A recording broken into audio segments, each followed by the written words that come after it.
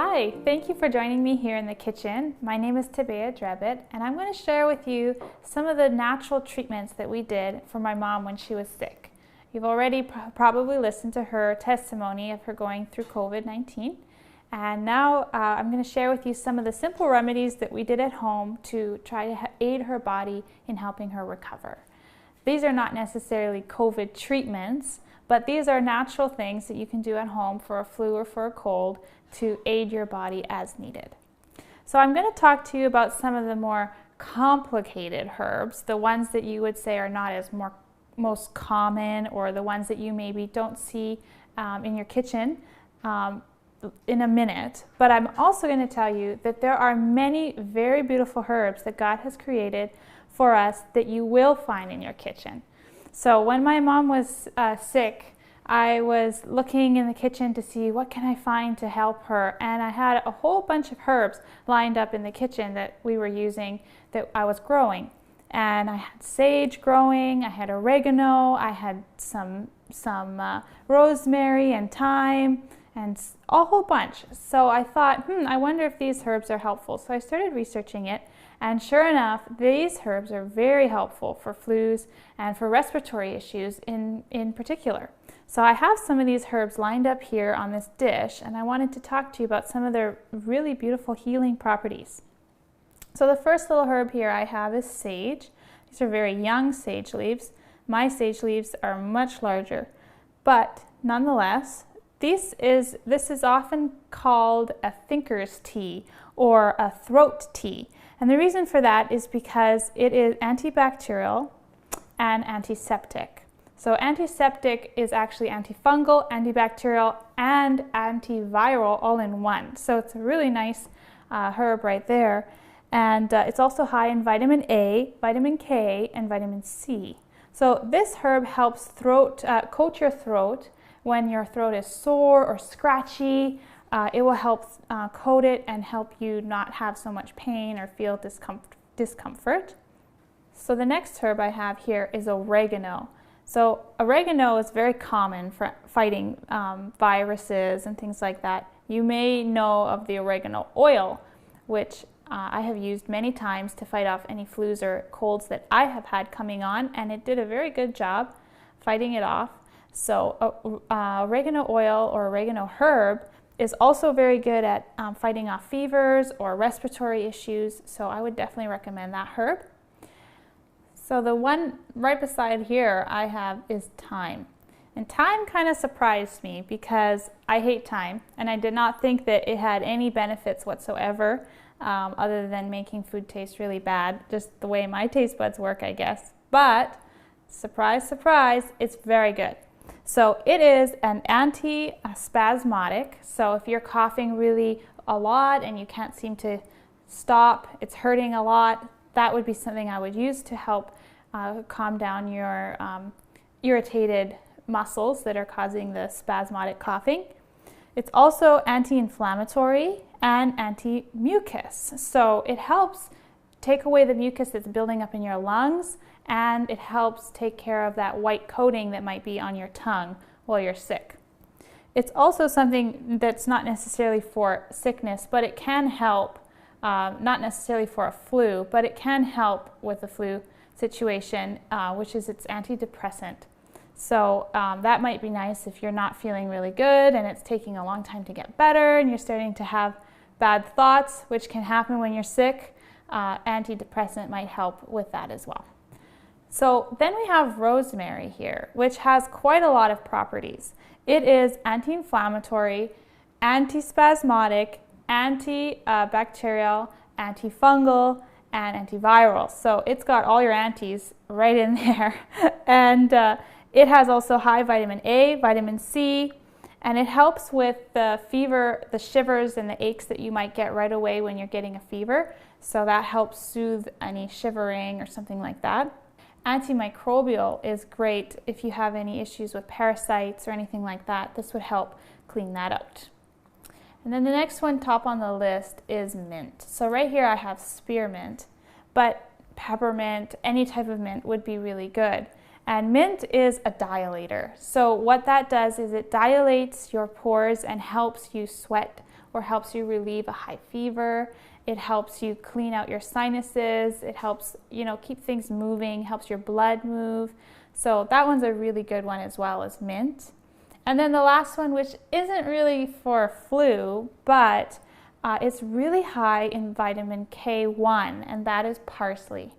So parsley is high in K1. It also helps with bad breath or an upset stomach. It helps with digestion. So if your stomach's really hurting, I would recommend trying some parsley. So that's just the basic kitchen herbs. Now I also have ginger, which is extremely good in fighting off a virus or anything like that, and garlic. You can't really fight off anything without garlic. Garlic is your staple. So we have garlic, and we also have lemon. So lemon is a cleanser, and that helps you just keep you hydrated as well. I often find that when you are really thirsty and you feel very dehydrated and you don't have any energy, having some lemon with the water might just help you feel a lot more hydrated. Now, if you don't have the herbs fresh, that's perfectly fine. You can use them dried as well. If you have just them in your kitchen cupboard, that would be perfectly fine. It doesn't have to be a fresh thing. So don't feel that just because it's not available or you can't get to the store, it's out. No worries. You can use dry. Another one that's really common in the kitchen is cayenne pepper. And this is something that I would highly recommend. This helps circulate your blood. It also helps drive herbs to the right part of your body. It's known as a thinking herb. And the reason why it's a thinking herb is not because it promotes your thinking like the sage does, but because it knows where to go. So if you have a problem with your heart, you will take cayenne and you'll feel heat in your heart. Or if you have a problem in your lungs, you'll feel heat in your lungs. So it's quite the clever little herb in that sense, that it can go where you need it. And it also brings nutrients and things that are in your blood that need to get to that spot, to the spot. So cayenne is really good. It also helps with blood thinning. People have used cayenne when they're getting a stroke or a heart attack. They'll quickly take cayenne pepper and quite a bit of it, and that can prevent those things. So any blood clotting or anything like that would be a really positive one, is cayenne pepper. But if you only have cayenne pepper, you don't have any other type of blood thinner, you need to have quite a bit. So I would definitely recommend talking to your doctor or a medical professional about a blood thinner. But cayenne pepper does aid in that as well.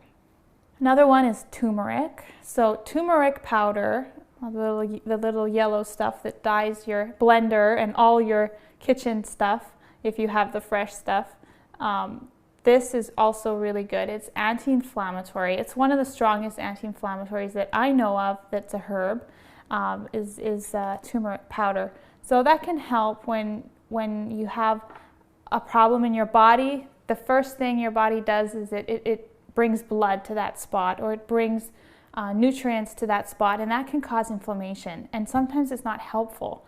So it creates discomfort. So this helps relieve that and help you heal. So the next one I'm going to talk about is honey. Honey is really important for fighting a flu and for fighting a cold or anything like that. And some people are afraid of honey because they say it's a sugar. They also think it might be not real, but in every country it's different. In Canada, our honey is 100% honey. We don't add sugar to our honey just because we have so much of it here. We're a really huge honey producer in Canada, kind of like maple syrup. So we don't have to add any artificial stuff to our honey. So most of them is quite good. And so with the honey, it's antibacterial. It also helps coat your throat and soothe it. And I think Ellen White actually talks about honey and eucalyptus as a cough remedy or a herbal throat coat as well. So I recommend honey. Now, Another one that's getting a little bit more sophisticated, you may not have this in your kitchen as readily, would be eucalyptus, but this is really, really helpful when you're fighting a flu. It's also a dilator. It's specifically a lung dilator. So this would be something I would recommend if you have any sinus infection, or you're stuffed up, or you have a cough. This would help open things up and help relieve any feelings of stuffiness or hard to breathe or anything like that. Now, getting more into the advanced things that are not as common, I will explain to you some of those as well. So another one would be echinacea. Echinacea is very good. Echinacea is an antibiotic and an immune booster as well. So echinacea is very common too when you're dealing with colds and stuff. You'll find it in some teas. If you go to the store, you usually find like a herbal immune booster tea. It'll have echinacea in it most likely. And so that's quite common, but it isn't very common to have echinacea just on its own. But it would be good to source it if you can and get that in your kitchen. Now, mullein. So I'm going to talk to you about mullein. Mullein is one of the top lung herbs out there. Dr. Christopher and a lot of other leading doctors in health and in herbs recommend mullein for your lungs. They say it's like the best. Now, every body is different, so you may not react to mullein as well as you might react to something like lobelia, or even colt's foot, which is something that they have in Europe. It's not as common in North America, but I would recommend mullein because it helps your lungs. It also helps your digestion. It's a digestive aid. Another good lung herb is lobelia. I don't have a sample of lobelia here, but something to note is lobelia is a spasmodic, not an antispasmodic. So if you take too much, it will make you throw up.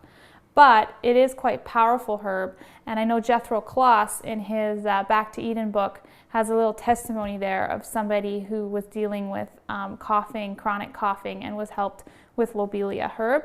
So another few that I don't have and one that I do have is astragalus. Astragalus is good also for fighting off colds and flus, marshmallow root, a whole bunch of other ones, slippery elm. Those would all help as well, depending on the type of flu, the type of cold that you're fighting off, and what symptoms you're having. Diarrhea, different types of things would help with that. But you can always check out the lectures from Walt Cross on our channel, Amazing Discoveries. He talks about some of those different herbs and their uses as well. Now, the last few ones I have here on the table are golden seal. Now, this golden seal is in a tincture. You can get the herb. I personally have used the powder. We just got this, so I haven't really used this recently. But the powder and any other form of golden seal is very powerful. It's a very expensive herb, but it's quite strong in fighting off any kind of infection as well. And the last but not least here is black seed oil. So black seed oil, we personally did not get in time. We had to order it, and by the time it arrived, my mom was doing already much better. But black seed oil is something that everybody does recommend, as it is quite antioxidant and helps with a few symptoms as well. Now, apart from herbal and tea treatments, the number one thing that I think helped my mom the best was the hydrotherapy. Now, we are not going to demonstrate how to do hydrotherapy in this summit because we have done it in the past. So you want to take a look at that video on how to do hydrotherapy if you're not familiar. But hydrotherapy is absolutely key with fighting off flus and colds. And it's very well promoted and talked about by the Spirit of Prophecy as well. So I would definitely recommend looking into that. We did hydrotherapy on her chest and on her back, and it definitely brought wonderful results. She also nebulized. So here's a little nebulizer, and in the top you add distilled water. It must be distilled because it's going into your lungs, and you don't want anything that could be in the water to hurt you. So you would put distilled water in here, and then we did 4 drops of eucalyptus oil. and we would just turn it on. And then the steam would come out from here, and you might need to add a grain or two of salt just to make it run. It helps with that.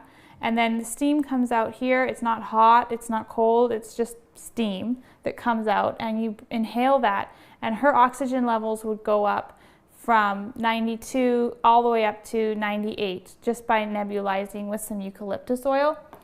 People have also done food grade hydrogen peroxide in there. They've also done silver, and they've also done the oregano oil, and they've all had success with that. But we did the eucalyptus, and we did find that her oxygen went up quite high from that as well. So let's make some tea. I'm going to show you how the tea we made, and it's going to be mullein tea, because I would really recommend this one as the #1 herb to use for lung support. You can do the other ones as well, and if you don't have mullein, then for sure, but you want to do this one as #1 and the rest as supplementary if you can. So we'll grab a pot here, and I'll show you how to do it on the stove. So for mullein tea, it's 1 liter or 1 quart to half a cup of tea leaves. That's very strong. Usually it's a cup to a teaspoon, and we're going to make it a little bit stronger because, you know, we're sick, right? So we'll turn on the water, put in the leaves. Oh, another one I didn't talk to you about, the herb, is elderberry. Elderberry is a very good immune supporter as well, so I would recommend adding some elderberry berries right into here. I don't have any, so we won't, but elderberry is really good. So we'll add some sage. We'll add some sage. Okay, just take them off. You can add the whole thing, it's no big deal. And let's add a little bit of this thyme leaves, I think. Why not? And you can add a little bit more water. If you're adding other things, you can add a little bit more water to supplement it, but we'll just keep it strong. Okay. Now you bring this to a boil, and as soon as it boils, you can turn it off and just let it cool down for about 10 minutes. Okay, so the tea has been simmering here for about 10 minutes after it boiled. We turned it off, it's been resting, so it's time to drink it. So we can just get any type of tea strainer that you have. I'm going to grab this one here that we have here. And if you have just a sieve, that's totally fine. But I'm going to put it here in this French press. Just pour it in. Okay. And then we can put the lid on to put all the herbs down to the bottom. And then we can go ahead. Cup. Now I'm going to add some honey, because honey is really helpful in this type of situation. It helps soothe the throat and everything, so I wouldn't be afraid of honey. You can just stir it in. And there's your tea. I hope this demonstration was helpful for you, knowing some of the natural remedies that we did that helped my mom. I hope they help you as well. May God bless. Take care.